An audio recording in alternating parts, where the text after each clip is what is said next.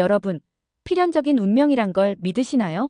오늘 제가 소개해드릴 사연의 주인공은 자신의 모든 것을 잃을 뻔했던 순간, 어떠한 만남이 가족의 운명을 완전히 바꿔놓았다고 믿고 있습니다.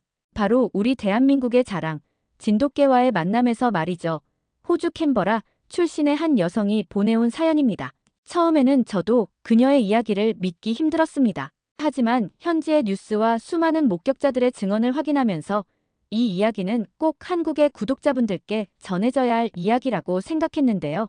모든 삶의 의미를 잃어버린 가족 앞에 나타난 진돗개 한 마리가 가족과 어떤 기적을 만나게 되었는지, 특히 마지막 부분에서 공개될 충격적인 사연까지 들으시면 아주 깜짝 놀라실 거예요. 그럼 지금부터 이 놀라운 이야기에 집중해주세요. 감동 2스푼은 구독자님의 마음을 모아 수익금의 일부를 기부하고 있습니다. 영상이 끝날 때까지 즐겁게 시청 부탁드립니다. 그 전에 잠깐 좋아요와 구독 설정하는 센스 꼭 부탁드릴게요. 안녕하세요. 저는 캔버라에 거주하고 있는 34살 에밀리 브라운입니다. 글로벌 무역 중소기업 회사에서 비즈니스 팀장을 맡고 있어요. 그리고 제 커리어를 위해 열심히 달려가던 그때 같은 회사 마케팅 부서의 마이클과 사랑에 빠지게 되었죠. 그와의 6개월간의 로맨스는 결혼으로 이어졌고, 벌리 그리핀 호수가 내려다 보이는 레스토랑에서 제 로망을 담은 작은 결혼식을 올렸어요. 하지만 결혼 후의 시련은 우리가 전혀 예상치 못했던 거였어요.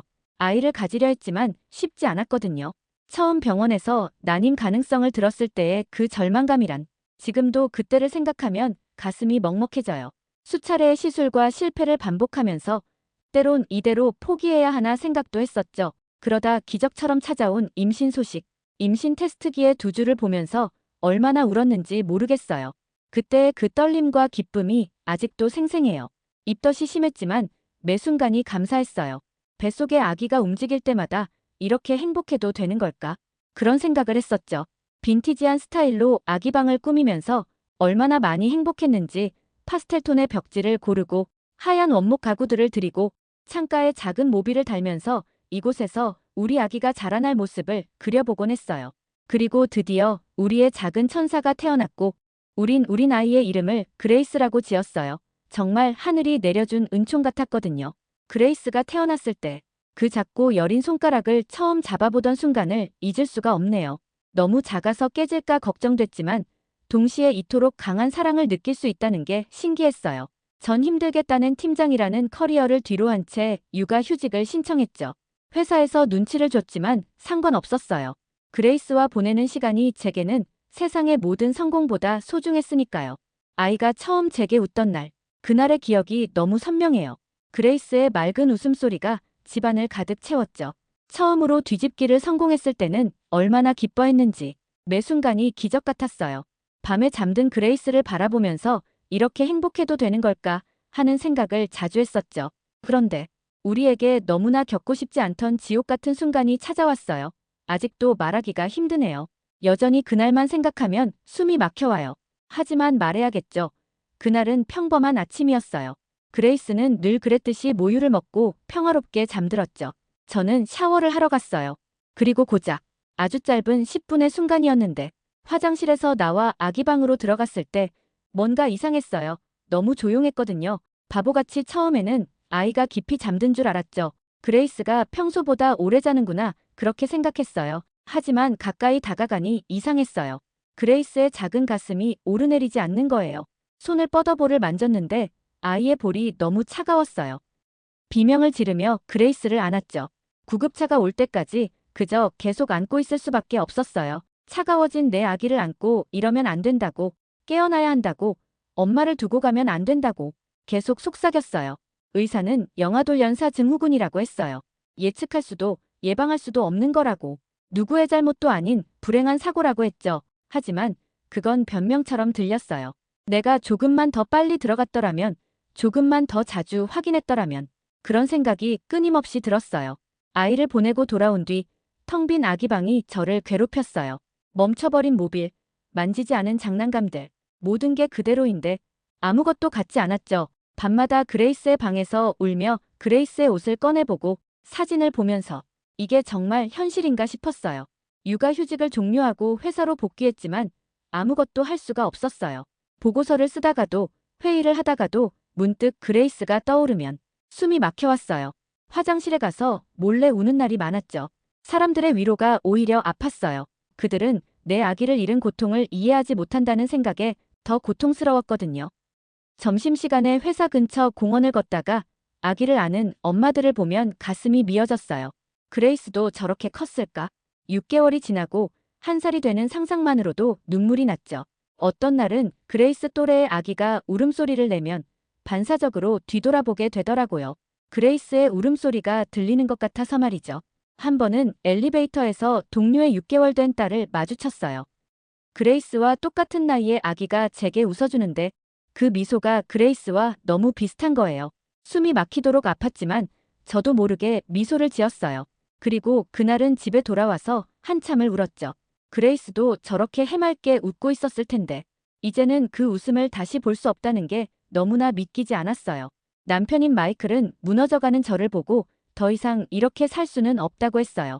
저 또한 매일 밤 악몽에 시달리고 잠들기가 무서워지는 하루하루가 죽은 사람의 하루처럼 너무 힘들었고 무엇보다 그레이스의 방을 지날 때마다 무너지는 가슴이 견딜 수가 없었어요. 그래서 고민 끝에 마이클의 제안을 받아들였어요.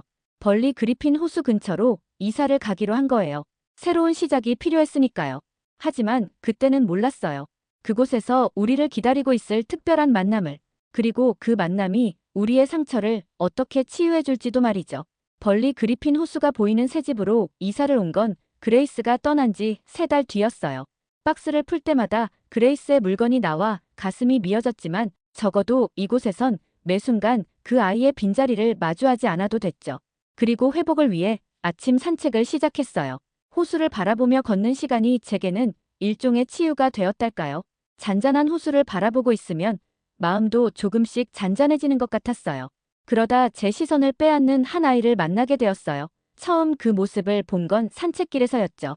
이웃집 마당에서 본 크고 당당한, 처음 보는 위험 있는 모습에 저도 모르게 발걸음을 멈췄던 것 같아요.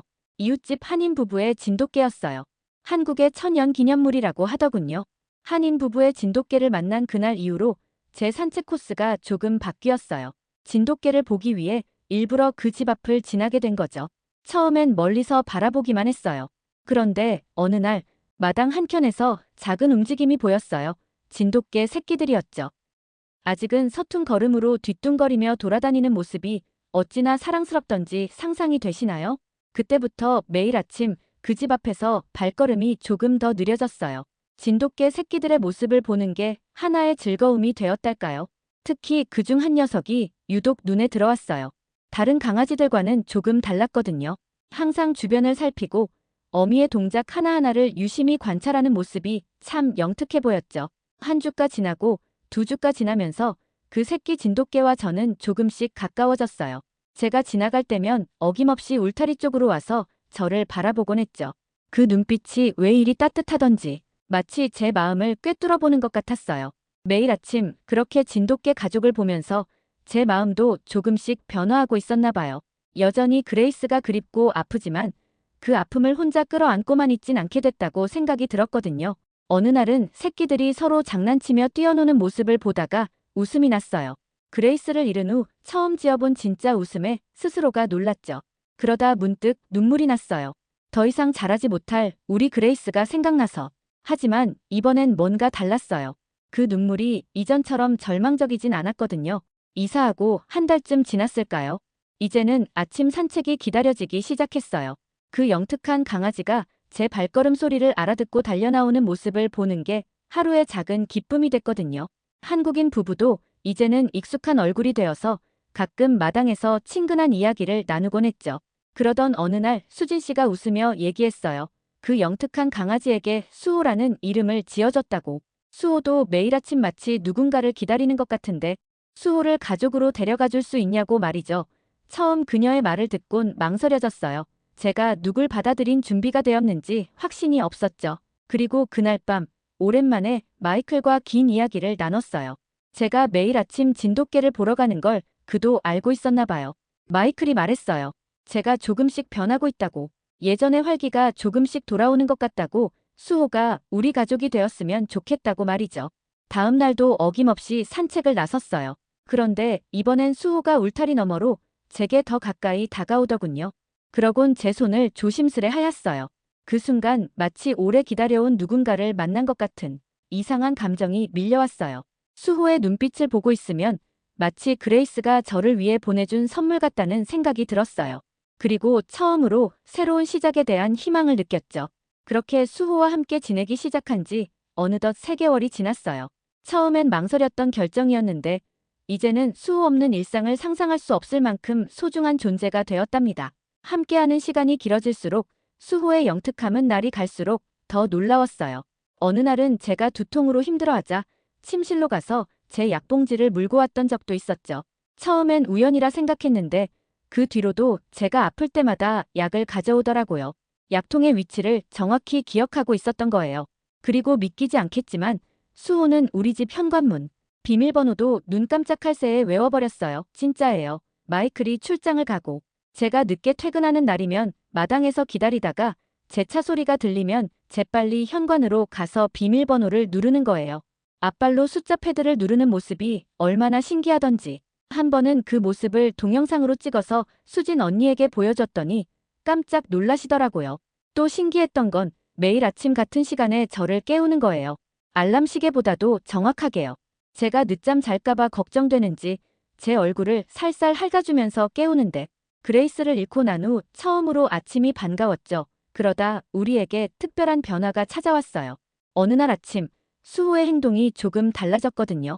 평소엔 제가 아침을 준비할 때 주방에서 저를 뚫어지게 쳐다보곤 했는데 그날은 자꾸만 제 배에 코를 대고 냄새를 맡더라고요. 처음엔 이상하다고만 생각했죠. 그런데 그날 이후로 수호는 제 곁을 한시도 떠나지 않으려 했어요. 화장실을 가도 문 앞에서 기다리고 잠을 잘 때도 꼭 제 배 쪽에 머리를 대고 누워 있었죠. 심지어 평소엔 즐겨하던 격한 놀이도 안 하려고 하더라고요. 일주일쯤 지났을까? 갑자기 찾아온 메스꺼움에 화장실로 뛰어갔는데 수호가 제 등을 조심스레 발로 쓰다듬어주는 거예요. 마치 괜찮아요. 제가 있잖아요 라고 말해주는 것처럼. 그제서야 뭔가 이상하다는 생각이 들었어요. 생리주기를 확인해보니 열흘이나 지났더군요. 설마 하는 마음으로 임신 테스트기를 샀는데 2줄이 선명하게 나타났어요. 그 순간 온갖 감정이 한꺼번에 밀려왔어요. 기쁨, 두려움, 그리고 그리움까지. 그레이스가 떠난 후로 잊고 지내려 했던 감정들이 한꺼번에 터져나왔죠. 한동안 화장실 바닥에 주저앉아 울었어요. 수호는 계속 제 옆에서 제 손을 핥아주고 있었죠. 놀라운 건 수호가 제 임신을 가장 먼저 알아챘다는 거예요. 나중에 병원에서 임신 주수를 계산해보니 수호가 제 배를 처음 관찰하기 시작한 그때가 바로 임신 초기였던 거예요. 그 후로 수호는 계속해서 놀라운 모습을 보여줬어요.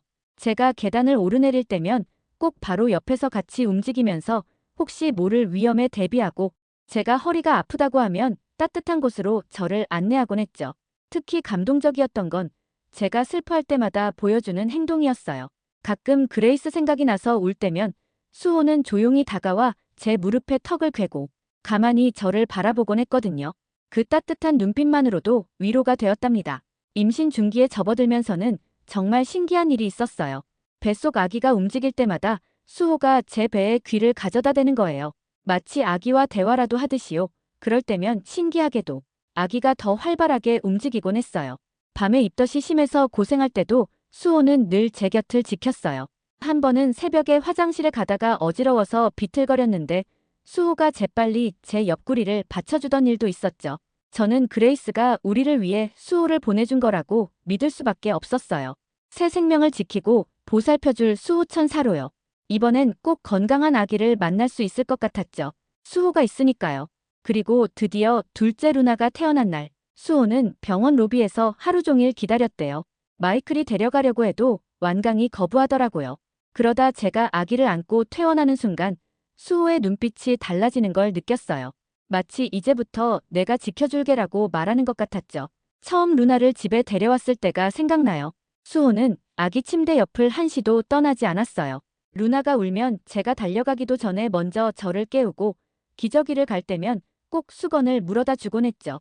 특히 놀라웠던 건 루나가 잠들기 전이면 수호가 항상 자장가를 불러주는 것처럼 나지막이 울어주던 거예요. 그 소리를 들으면 루나가 쌕쌕 웃으면서 잠이 들곤 했죠. 우리만의 특별한 자장가였달까요? 시간이 흘러 루나가 뒤집기를 시작했을 때 수호는 더 바빠졌어요. 아기 매트 주변에 쿠션을 물어다 놓고 혹시나 루나가 구를까봐 늘 주시하고 있었거든요. 처음 배밀이를 할 때는 수호가 더 신나했던 것 같아요. 꼬리를 흔들며 루나의 눈높이에 맞춰 엎드려서 계속 응원해주더라고요. 그러다 루나가 기어가기 시작하면서부터는 루나와 수호는 정말 둘도 없는 친구가 됐어요. 루나는 수호의 털을 잡고 일어서는 걸 제일 좋아했거든요. 수호는 그럴 때마다 꼼짝도 않고 루나를 받쳐주었죠. 그런데 어느 날 우리 가족의 운명을 바꿀 뻔한 끔찍한 순간이 찾아왔어요. 루나가 걸음마를 시작한 지 얼마 안 됐을 때였어요. 우린 벌리 그리핀 호수공원에서 브런치 피크닉을 하기로 했죠. 날씨가 너무 좋았거든요. 루나는 이제 혼자서도 아장아장 걸을 수 있었고 수호는 늘 한 발자국 뒤에서 그런 루나를 따라다녔어요. 돗자리를 펴고 도시락을 준비하는데 옆 벤치에 할머니께서 다가오셨죠. 아이고, 이쁜 아기네요. 근데 조심하셔야 해요. 요즘 호수에서 악어가 나타났다는 소문이 있거든요. 순간 등골이 오싹했지만 설마 하고 넘겼어요. 호주에 산지 오래됐지만 도심 호수에서 악어를 본 적은 없었거든요. 하지만 그때 알았어야 했나 봐요. 수호가 평소와 달리 자꾸 호숫가 쪽을 경계하는 걸 말이죠. 한참 도시락을 정리하고 있는데 루나가 좋아하는 장난감 오리가 호숫가 쪽으로 굴러갔어요. 루나가 오리를 쫓아 뛰어가는 순간 수호가 갑자기 크게 짖기 시작했어요. 루나야. 제가 소리를 지르기도 전에 일이 벌어졌어요. 호수에서 거대한 무언가가 순식간에 수면 위로 치솟았거든요. 4미터는 되어 보이는 거대한 담수악어가 루나를 향해 달려드는 순간 수호가 번개처럼 달려들었어요. 마치 시간이 멈춘 것 같았어요. 제 몸은 루나를 향해 달려가고 있었지만 악어와 수호의 모습이 슬로우 모션처럼 보였죠. 수호는 자신의 몸집보다 몇 배나 큰 악어와 맞서고 있었어요. 그 순간의 광경을 저는 평생 잊지 못할 거예요. 수호는 악어의 턱을 향해 거침없이 달려들었죠. 보통 개 같았으면 도망갔을 크기의 악어였는데 수호는 물러서지 않았어요. 오히려 더 날카롭게 짖으며 악어의 주의를 루나에게서 자신에게로 돌리고 있었어요. 그 사이 저는 겨우 루나를 안아들었지만 제 심장은 여전히 터질 듯이 뛰고 있었어요. 수호와 악어의 사투가 계속되고 있었으니까요. 악어가 수호를 덮치려 할 때마다 수호는 믿을 수 없는 민첩함으로 피하면서 다시 악어의 눈과 코를 공격했어요. 주변에서 비명소리가 들렸어요. 사람들이 모여들기 시작했고 누군가 경찰과 동물보호단체에 전화를 걸고 있었죠. 하지만 그 긴박한 순간 도움을 기다릴 시간이 없었어요. 수호의 털이 젖기 시작했어요. 제 심장이 철렁 내려앉았죠. 악어의 공격을 피하다 물속으로 들어간 거예요. 물 위로 튀는 물보라 사이로 수호와 악어의 모습이 보였어요. 수호는 물속에서도 포기하지 않았어요. 오히려 더 과감하게 악어의 눈을 공격하더니 순간 악어가 고통스러운 듯 몸을 비틀었어요. 수호야, 이리 와. 제 목소리가 들렸는지 수호가 재빨리 물 밖으로 뛰쳐나왔어요. 온몸이 젖었지만 여전히 당당하게 제 앞을 막아서서 악어를 노려보고 있었죠. 다행히 악어는 더 이상 공격해오지 않았어요. 수호의 반격이 효과적이었던 걸까요? 천천히 물속으로 후퇴하더니 이내 사라졌어요. 그제서야 정신이 들었어요. 루나는 제 품에 안겨 울고 있었고 수호는 온몸이 젖은 채로 피를 흘리고 있었어요. 옆구리에 악어의 발톱 자국이 선명했죠. 우린 곧바로 응급동물병원으로 정신없이 달려갔어요. 다행히 상처는 깊지 않았어요. 그리고 수호의 이야기를 들은 수의사는 놀랍다는 듯 말했어요. 보통 개였다면 도망가기 바빴을 텐데 악어와 맞서 싸우다니 이런 경우는 수의사가 되고 처음이라고 말했어요. 정말 특별한 개라고 감탄하면서 말이에요. 전 수호의 상처를 치료하는 동안 내내 울었어요. 수호를 잃게 될까봐 무서웠고 루나가 무사한 것에 감사했고 이런 끔찍한 일이 왜 우리에게 일어난 건지 온갖 감정이 뒤섞였죠.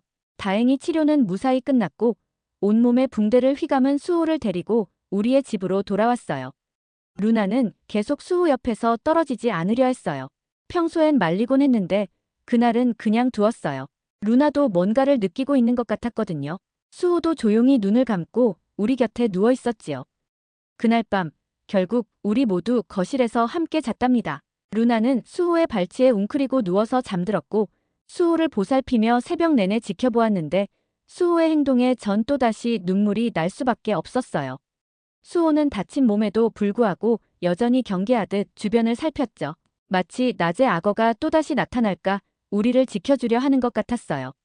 그제서야 저는 깨달았어요. 오늘 우리가 얼마나 큰 기적을 경험했는지 수호는 단순한 반려동물이 아니었어요.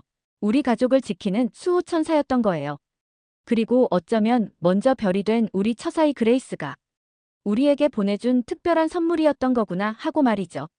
소란스러웠던 악어 사건 다음 날 지역 신문사에서 연락이 왔어요. 우리 수호의 이야기를 다루고 싶다는 거였죠. 처음엔 망설였어요.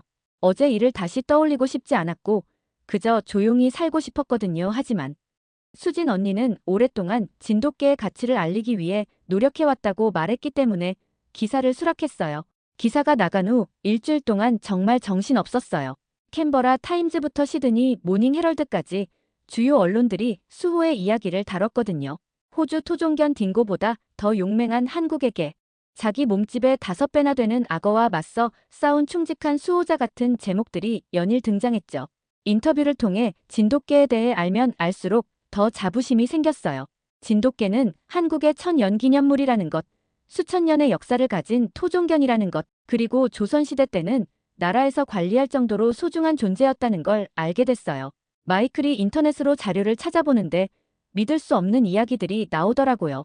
호랑이와 맞서 싸웠다는 이야기부터 주인을 위해 목숨을 바친 진돗개 이야기까지 모두 과장된 이야기라고 생각할 수 있지만 우린 이미 수호를 통해 경험했던 일이었어요. 그런 용맹함이 피에 흐르고 있는 거겠죠? 그러던 어느 날 수진 언니가 연락을 주셨어요. 근처 유기견 보호소에 진돗개로 추정되는 개가 들어왔다고 말이죠. 얼른 가봐야겠다고 생각했죠. 수호도 데리고 갔어요. 그리고 보호소에서 처음 그 아이를 만났을 때 가슴이 아팠어요. 사람에 대한 불신이 가득한 눈빛이 가득했죠. 우리는 그 아이의 이름을 두리라고 부르게 됐어요. 한국말로 둥글다는 뜻에서 따왔죠. 두리와 수호는 한참을 서로를 바라봤어요. 그러더니 수호가 조심스레 다가가 두리의 귀를 핥아주는 거예요. 그 순간 두리의 긴장이 풀리는 게 보였어요. 데려온 지 한 달. 두리는 천천히 변해갔어요. 수호가 많이 도와줬죠. 루나를 돌보는 법도 가르쳐주고 산책하는 법도 알려주고 마치 오래된 부부처럼 서로를 보완하면서 지내더라고요. 그러다 봄이 왔어요. 두리의 배가 불러오기 시작했죠. 수호는 더욱 두리를 챙겼어요. 사냥을 나가서 토끼를 잡아오기도 했어요. 처음 보는 모습이었죠. 그렇게 예쁜 새끼들이 태어났어요. 그 중에서 가장 영특해 보이는 수호를 쏙 빼닮은 녀석이 있었는데 보드라운 털이 특징이었어요. 그래서 이름을 보리라고 지었죠. 두리처럼 발음하기도 쉽고 보드랍다는 우리말에서 따온 이름이라고 하니 다들 좋아했어요. 그리고 또다시 우리 가족에게 특별한 일이 생겼어요. 악어 사건 이후로 우리 가족, 특히 수호의 이야기는 호주 전역에 알려졌어요. 그래서였을까요? 브리즈번 교회에 살고 있는 친구 캐서린에게서 다급한 연락을 받게 되었죠. 에밀리, 제발 도와줘. 우리 동네가 지금 큰일이야. 전화기 너머로 들리는 캐서린의 목소리가 떨렸어요. 최근 그 지역에서 들개 무리가 자주 출몰한다고 했죠. 처음엔 그저 들개 들이려니 했는데 얼마 전 동네 할머니 한 분이 들개 무리에게 공격당해 돌아가셨다는 거예요. 15마리가 넘는 들개들이 무리지어 다녀서 경찰도 동물통제팀도 속수무책이라고 했죠. 워낙 영악해서 그물에도 안 걸린다고요. 순간 등골이 오싹했어요. 하지만 한편으론 이상한 확신이 들었어요. 수호와 두리, 그리고 이제는 다 자란 보리까지. 우리 진돗개 가족이라면 뭔가 할 수 있을 것 같았거든요. 저는 마이클과 상의했어요. 그리고 다음 날 아침 루나는 제 부모님 댁에 맡기고 우리는 진돗개 3마리와 함께 브리즈번으로 향했죠. 수진 언니도 동행하겠다고 나섰어요. 진돗개에 대해 가장 잘 아는 전문가니까요. 우리는 도착하자마자 놀라운 광경을 목격했어요. 동네 전체가 마치 요새처럼 변해 있었죠. 사람들은 해지기 전에 서둘러 귀가했고 집집마다 높은 울타리를 설치해뒀더라고요. 모두 들개 무리 때문에 평화롭던 마을이 공포로 물들었던 거예요. 우린 들개들이 주로 밤에 활동한다고 해서 경찰과 동물통제팀과 함께 작전을 짰어요. 진돗개들은 단순히 힘으로만 싸우는 게 아니라 영리하고 전술적인 사냥 기술이 있다는 수진 언니의 조언을 참고했죠. 작전 개시 첫날 밤, 마을 전체가 긴장감에 휩싸였어요. 수호는 마치 전장에 나가는 장수처럼 당당해 보였고 두리는 날렵하게 주변을 살폈죠. 보리도 어느새 부모의 용맹함을 닮아가고 있었어요. 그리고 자정이 가까워질 무렵 들개 무리가 나타났어요. 순간 숨이 멎는 것 같았죠. 텔레비전의 야생 다큐멘터리에서나 볼 법한 장면이 눈앞에서 펼쳐졌으니까요. 하지만 우리 진돗개들은 전혀 겁내지 않았어요. 수호가 먼저 움직였죠. 들개무리의 우두머리로 보이는 녀석과 정면으로 마주섰어요. 둘이는 재빠르게 옆으로 돌아 들개들의 퇴로를 차단했고 보리는 뒤에서 천천히 접근하고 있었죠. 들개들이 당황한 게 보였어요. 이제까지 마주친 개들과는 다른 무언가를 느꼈나 봐요. 수호의 위압감일까요? 아니면 진돗개 특유의 기백일까요? 순식간에 일이 벌어졌어요. 들개무리의 우두머리가 수호에게 달려들었죠. 하지만 수호는 마치 예상했다는 듯이 몸을 살짝 비켜서더니 상대의 목덜미를 단숨에 제압했어요. 그 순간 두리와 보리가 동시에 움직였죠. 진돗개 가족의 완벽한 협동이었어요. 마치 오랫동안 연습한 것처럼 세 마리가 정확하게 역할을 나눠서 들개무리를 몰아갔어요. 놀라운 건 피를 보지 않았다는 거예요. 위협만으로 들개들을 제압하는 진돗개들의 모습은 경이로울 정도였죠. 30분이 채 안 되는 시간, 들개무리는 우리 진돗개 가족에게 완전히 제압됐어요. 대부분은 그물에 잡혔고 일부는 도망갔죠. 현장에 있던 경찰관들은 입을 다물지 못했어요. 그들이 몇 달째 해결하려 했던 문제를 단 30분 만에 처리했으니까요. 다음 날 지역 뉴스에 기사가 실렸어요. 그리고 호주 경찰청에서도 연락이 왔어요. 진돗개를 경찰견으로 도입하는 것을 검토하고 싶다고 말이죠. 다 같이 집으로 돌아오는 길에 문득 생각했어요. 우리 집 진돗개들이 한국의 진돗개가 호주에서 이렇게 영웅이 되다니. 수호를 처음 만났을 때만 해도 이런 일이 있을 거라고는 상상도 못했는데 수호를 만나고 일어난 모든 일들이 꿈 같기도 해요. 어쩌면 이게 다 그레이스의 선물이 아닐까요? 우리 가족에게 수호를 보내주고 수호를 통해 두리와 보리도 만나게 해주고 말이죠. 그날 밤 저는 우리 진돗개 3마리 모두를 꼭 안아주었어요. 우리의 자랑스러운 수호천사들이라고요. 여러 일들이 생기면서 이제 우리 집은 북적북적해졌어요. 마을의 유명 인사가 된 수호 가족의 이야기를 들으러 오는 사람들로 말이죠. 사람들은 종종 한국에 대해 물어보기도 해요. 수호와 가족들이 보여준 용맹함 덕분에 이제는 많은 호주 사람들이 한국이라는 나라를 새롭게 보게 된 것 같아요. 우리 가족은 진돗개의 우수성을 자랑하는 재미에 빠졌답니다. 진돗개가 한국의 자부심이라는 걸 이제는 저도 느끼게 됐으니까요. 우리 수호가 그리고 우리 가족이 겪은 모든 일에서 말이죠.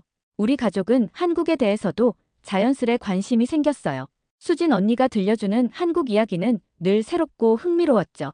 진돗개처럼 충성스럽고 용맹한 개를 키워낸 문화라니.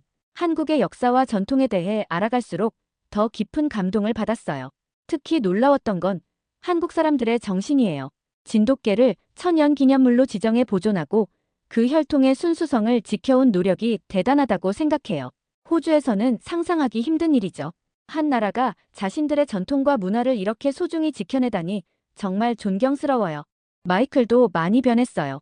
한국의 가족 문화, 공동체 의식이 진돗개의 충성심과 닮았다면서 그런 문화를 만든 나라가 신기하다고 해요.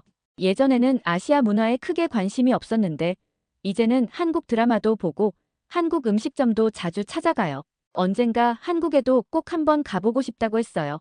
호주의 한국 음식점의 모든 음식이 모두 맛있어서 직접 한국에서 먹으면 더 환상적일 것 같다는 기대감을 가득 품고 있죠.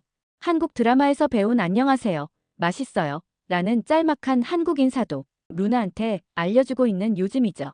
이제 우리 가족은 두 나라의 행복을 품게 됐어요.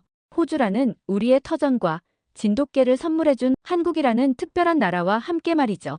그레이스는 지금 하늘에서 우리가 이렇게 새로운 행복을 만들어가는 걸 보며 미소 짓고 있을 거예요. 긴 시간 제 이야기 들어주셔서 감사해요. 오늘의 사연은 여기까지입니다.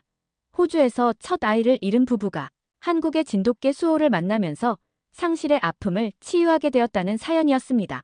이 가족의 진돗개는 무시무시한 악어로부터 주인을 지키기 위해 목숨까지 바치는 특별한 충성심 보여주었고 지역의 문제였던 들개무리를 물리치며 호주 전역의 진돗개의 우수성을 알리게 되었다는 자랑스러운 소식을 전해왔는데요.